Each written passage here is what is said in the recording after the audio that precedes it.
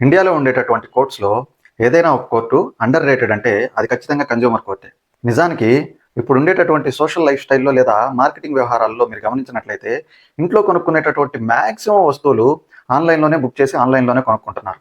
తర్వాత ఆన్‌లైన్‌లో కొనుక్కున్నటువంటి వస్తువులకి ఏదైనా ప్రాబ్లమ్ వస్తే మాత్రం అరే! ఈ వస్తువు ముంబై నుంచి వచ్చింది, ఢిల్లీ నుంచి వచ్చింది, సెల్లర్ గుర్గాన్‌లో ఉన్నాడు, బెంగుళూరులో ఉన్నాడు, కేస్ ఎక్కడేయాలి, ఎవరితో మాట్లాడాలి, ఈ ప్రాబ్లమ్‌ని ఎలా రిజాల్వ్ చేసుకోవాలి, ఇది అయ్యే పనే కాదు అని చెప్పి కమ్ముగా కూర్చుంటున్నారు. నిజానికి ఇలాంటి ప్రాబ్లమ్స్ అన్నిటికీ చెక్ పెట్టేటటువంటి ఒక super court consumer court.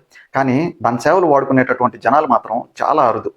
For example, మీరు ఇంట్లో ఏదో ఒక వస్తువుని ఆన్లైన్లో కొనుక్కున్నారు, సెల్లరు ముంబైలోనో ఢిల్లీలోనో ఉన్నారు. అక్కడికి పోయి వాళ్ళ మీద కేసేయలేము అని మీరు అనుకోవాల్సినటువంటి పరిస్థితే లేదు. మీకు దగ్గరలో ఉండేటటువంటి కన్జ్యూమర్ కోర్టులో మీరు కేసు నేయొచ్చు. ఆన్లైన్లో కొనుక్కున్నటువంటి ఏ ప్రోడక్ట్ అయినా సరే మీకు దగ్గరలో ఉండేటటువంటి కన్జ్యూమర్ కోర్టులో మీరు కేసు నేయొచ్చు. అలాగే దీనికి మీరు సివిల్ కోర్ట్స్, క్రిమినల్ కోర్ట్స్లో లాగా అడ్వకేట్ని పెట్టుకోవాల్సిన అవసరం కూడా లేదు. పార్టీ ఇన్ పర్సన్గా మీ అంతటి మీరే కేసును ఫైల్ చేయొచ్చు. మీ కేసును మీరే వాదించుకోవచ్చు. మీకున్నటువంటి సాక్ష్యాధారాలని మీరే ప్రొడ్యూస్ చేసుకోవచ్చు. ఇన్ని ఫెసిలిటీస్ ఒక కామన్ మ్యాన్కి కోర్ట్స్ ఇచ్చినప్పటికీ కూడా జనాలు ఆ ఫెసిలిటీస్ని యూజ్ చేసుకోకుండా వాళ్ళు ఫినాన్షియల్గా పడేటటువంటి బాధల్ని యాడ్ ఆన్గా ఇంకా కొన్ని ప్రాబ్లమ్స్ని ఫేస్ చేస్తూ ఉంటారు.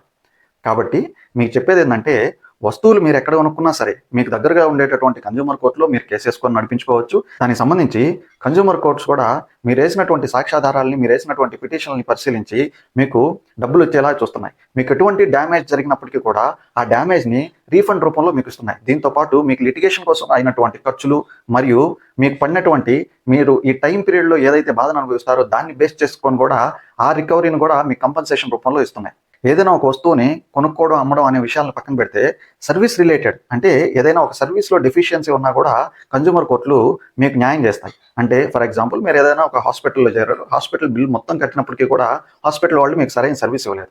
లేదా మీరు ఏదైనా ఒక వస్తువును కొనుక్కున్నారు, దానికి సంబంధించినటువంటి సర్వీస్ ఇంటికి వచ్చేస్తా ఉన్నారు, సరిగ్గా సర్వీస్ చేయలేదు. సర్వీస్ డెఫిషియన్సీ అనేది ఏ ఫీల్డ్లో ఏ ప్లాట్ఫామ్లో ఉన్నప్పటికీ కూడా వాటన్నిటిని బేస్ చేసుకొని మీరు కన్జ్యూమర్ కోర్టుని అప్రోచ్ అవ్వచ్చు. అది కూడా డెఫిషియన్సీ ఆఫ్ సర్వీస్ కింద. సో రెగ్యులర్ లైఫ్ స్టైల్లో ఉండేటటువంటి ఇన్ని లోపాలని ఫిల్ చేస్తూ ఒక కోర్టు మీకోసం పనిచేస్తున్నప్పుడు మీకు ఉండేటటువంటి ప్రాబ్లమ్స్ని మీ దగ్గరే పెట్టుకోవాల్సిన పని లేదు.